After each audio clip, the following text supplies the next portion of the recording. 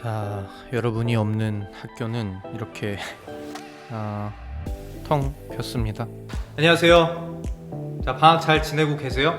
방학한 후에 첫 번째 평일인데 이렇게 나와서 전 영상을 또 찍고 여러분하고 같이 수학을 하려고 나왔습니다. 여러분 잘 계시는지 모르겠네요. 잘 계시죠? 어쨌든 잘 계시리라 믿고 또 한번 시작해봐요. 오늘은 나눗셈 세 번째 시간이죠. 나눗셈과 분수는 떨어뜨릴 수 없는 사이라고 했죠. 그래서 분수의 사칙 연산에 대한 조금 더 자세한 이야기, 계산을 어떻게 해야 되는지에 대한 이야기들을 오늘 여러분과 함께 나누어 보려고 해요. 다 같이 한번 가봐요. 자, 1, 2, 3, 4 1에서부터 1씩 커지는 것이 우린 자연수라고 알고 있죠. 자연수의 정의가 1에서부터 1씩 커지거나 1씩 줄어드는 그 숫자들을 우린 자연수라고 합니다. 자, 보시면 1, 2, 3, 4가 있는데요. 1 더하기 2가 뭐죠? 네, 맞아요. 3이죠. 이 경우는 어떠세요?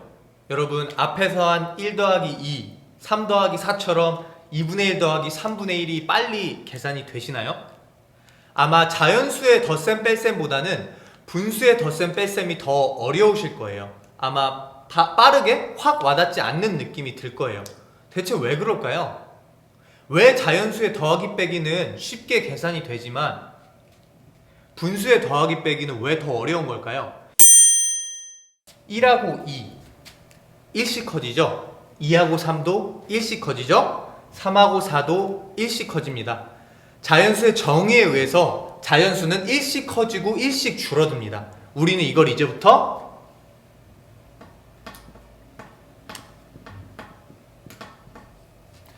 기준이다 라고 해줄 거예요. 1이 바로 이 자연수의 기준이에요. 자연수의 체계, 자연수들의 모임에서 항상 기준은 1입니다. 5는 1이 5개 있다. 모든 것이 기준을 통해서 설명이 가능한 겁니다. 이것이 바로 기준의 요건이겠죠. 모든 숫자, 자연수의 세계 안에서는 1이 모든 숫자를 설명할 수 있는 키가 되어준다는 거예요. 5는 1이 5개가 있는 것, 6은 1이 6개가 있는 것, 100은 1이 100개가 있는 것, 이런 것처럼 말이에요. 자, 그럼 봐요. 분수를 볼까요? 2분의 1부터 커진 이 분수 몇씩 커지나요? 네, 플러스 2분의 1씩 커지는 걸 알 수 있죠. 2분의 1씩 커지고 2분의 1씩 커지고 2분의 1씩 커집니다. 반대로 2분의 1씩 줄어들고 2분의 1씩 줄어들고 2분의 1씩 줄어들기도 해요. 분수 2분의 1은 2분의 1을 기준으로 커지고 작아져요. 자, 밑에 3분의 1은요? 3분의 1 다음 수는 3분의 2죠. 3분의 1 다음 3분의 2, 3분의 2 다음 3분의 3. 즉 3분의 1의 분수의 세계에서는 3분의 1씩 숫자가 커지거나 줄어들게 되어 있습니다. 이게 무슨 말이냐? 즉 이 두 수 2분의 1과 3분의 1은요 기준이 다르다는 얘기예요. 2분의 1의 세계에서 2분의 5는 2분의 1이 5개 있는 거지만 3분의 1로 2분의 5를 설명하기가 쉽지 않다는 거죠. 왜? 기준이 달라졌기 때문에. 여러분 보셨듯이 자연수는 모든 자연수를 설명할 수 있는 하나의 기준이 있었지만 이 분수의 세계에서는 기준이 여러 가지라는 거 우리 한번 봤어요. 보셨죠? 자, 그런 것처럼 더하기 빼기, 앞으로 중등수학에서 더하기 빼기를 논할 때는요 우리가 어떤 기준으로 이걸 설명할 수 있냐라고 생각해 보는 게 좋아요. 자연수의 더하기 빼기는 1이라는 기준으로 우리가 설명이 가능하고 분수는 바로 분모가 분수에서는 기준이 되어줍니다. 기준이 다르면 더하기 빼기를 쉽게 할 수가 없다라는 걸 알아두시면 좋을 것 같아요. 이 문제에 대한 답을 이렇게 적는 친구가 실제로 있어요. 이것이 그냥 단순하게 더하기만 해서 되는 게 아니란 거죠. 왜? 두 수는 기준이 다른 수기 때문에, 그렇기 때문에 더하기 빼기를 그냥 단순하게 자연수처럼 하셔서는 안 돼요. 이 1과 이 1도 2가 될 수 있는 똑같은 크기가 아니라는 거죠. 그게 바로 통분이라는 거예요. 통분. 그냥 기계적으로 통분해야지 하고 하시면 안 돼요. 왜 통분을 해야 되는지에 대한 이유를 설명하실 수 있어야 되고 이해하셔야 됩니다. 그냥 기계적으로 통분해야지 해서 하는 것은 안 됩니다. 분명한 이유와 그것을 하는 목적을 알고 하셔야 해요. 자, 우리 그러면 통분에 대한 이야기를 한번 나눠봐요. 자, 통분인데요. 통분은 우리가 분수에 있어서의 기준은 뭐라고 했죠?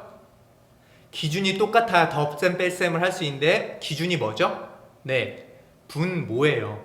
분모를 통일시켜주는 거예요. 하나로 똑같이. 그래서 통분입니다. 자, 보시면 이런 문제가 있다고 보면 우리는 딱 보자마자 기준이 다르구나. 기준이 다르기 때문에 우리는 통분을 해줘야 되는구나 하고 통분을 해주시면 돼요. 통분을 하는 방법은요, 쉬워요. 잘 보세요. 2분의 1에 더하는 숫자가 3분의 1이죠? 그러면은 이 분모 두 개를 곱해주세요. 이렇게요. 서로 다른 상대방의 분모를 나의 분모에 곱해주시면 돼요. 그 후에 분자에도 똑같이 곱해주셔야 됩니다. 밑에 곱한 수를 위에도 똑같이 곱해주셔야 돼요. 이렇게 통분이 가능합니다. 우린 통분을 했어요. 왜? 분모가 같아졌기 때문에 통분을 잘 했다라고 볼 수 있어요. 그러면 이제 6분의 3은 6분의 1이 3개, 6분의 2는 6분의 1이 2개, 6분의 1이 총 몇 개 있는 거예요? 3개, 2개에서 5개 있는 거죠? 그래서 답이 6분의 5라고 쓰시면 돼요. 자, 그 다음은 곱하기예요. 곱하기는요, 사실 더 쉬워요. 어떻게 교과서에 나오냐면요, 분모는 분모끼리 곱해라, 분자는 분자끼리 곱해라. 자, 예를 들어볼게요. 분모는 분모끼리 곱해라. 3 곱하기 2는 6. 분자는 분자끼리 곱해라. 1 곱하기 1은 1. 이렇게 쓰시면 됩니다. 근데 곱하기랑 더하기 빼기랑 헷갈려가지고 더하기 빼기를 통분을 안 하고 그냥 더해버리시고, 빼기를 통분을 안 하고 그냥 빼버리시고, 곱하기는 또 통분을 해버리고, 이런 경우가 종종 있거든요. 하지만 왜 통분을 해야 하는지를 정확히 알면 우리는 헷갈리지 않을 수 있어요. 자, 곱하기는 그러면 어떻게 접근하면 될까요? 진짜 분모는 분모끼리 곱하고 분자는 분자끼리 곱해라, 이렇게 외우셔도 돼요, 사실. 하지만 이걸 어떻게 해석하고 언어적으로 표현하면 좋을지 한번 저랑 이제 알아봐요. 여기가 2분의 1이죠. 두 개 중에 전체를 두 개로 나눈 것 중에 한 부분, 이게 2분의 1이죠. 근데 이 2분의 1을 어떻게 하래요? 2분의 1을 다시 세 조각 낸 것 중에 하나가 얼만큼이냐, 이렇게 해석하시면 좋아요. 전체를 2분의 1 반 조각 낸 것 중에 한 부분을 다시 세 조각을 내고 그것 중에 하나, 여기가 얼마냐는 거예요. 얼마일까요? 그럼 자, 전체가 몇 조각이 됐어요? 하나, 둘, 셋, 넷, 다섯, 6조각이 됐죠? 6조각 중에 겹치는 부분은 한 부분이 겹치죠? 파란색도 있고 빨간색도 겹치는 부분은 한 조각이에요. 그럼 이것은 6분의 1이다. 이렇게 하시면 됩니다. 다시 2분의 1조각, 두 개, 전체를 두 조각 낸 것 중에 하나를 다시 세 조각 낸 것 중에 하나, 이 크기가 얼마냐는 거예요. 이렇게 해석을 하셔도 좋습니다. 자, 마지막 분수의 나눗셈입니다. 나눗셈은 어떻게 하면 좋을지 정말 쉬워요. 그 전에 계속 제가 설명해 오던 것을 충분히 이해하셨으면 금방 알아들으실 수 있습니다. 자, 보시면 2분의 1 나누기 3분의 1이라는 문제가 있어요. 이 문제는요, 전편에 했던 걸 똑같이 하시면 돼요. 이게 어떻게 변할 수 있어요? 역수로 이렇게 변할 수 있죠. 그렇죠? 전편에 다 설명했습니다. 자, 그럼 이거 어떻게 해요? 2분의 1이 3번 연속해서 더해진 거죠. 그렇죠? 2분의 1이 연속해서 3번 더해진 거죠. 곱하기의 정의에 의해서. 그러면 이거는 2분의 1이 연속해서 3번 더해진 거니까 2분의 1 더하기 2분의 1 더하기 2분의 1. 결국에 답은 2분의 3이다. 2분의 1 나누기 3분의 1은 2분의 3이다. 이렇게 정리하시면 좋을 것 같습니다. 자, 오늘 강의는 여기서 마무리하고요. 우리가 더하기 빼기 했던 거 뭐가 중요하다고 했죠? 이제 더하기 빼기는 기준이다. 기준이 중요하다. 자연수는 기준이 하나였고 분수는 기준이 엄청 많다. 그렇기 때문에 우리가 뭘 해줘야 된다고요? 통분을 해줘야 된다고 얘기했죠. 그리고 곱하기는요?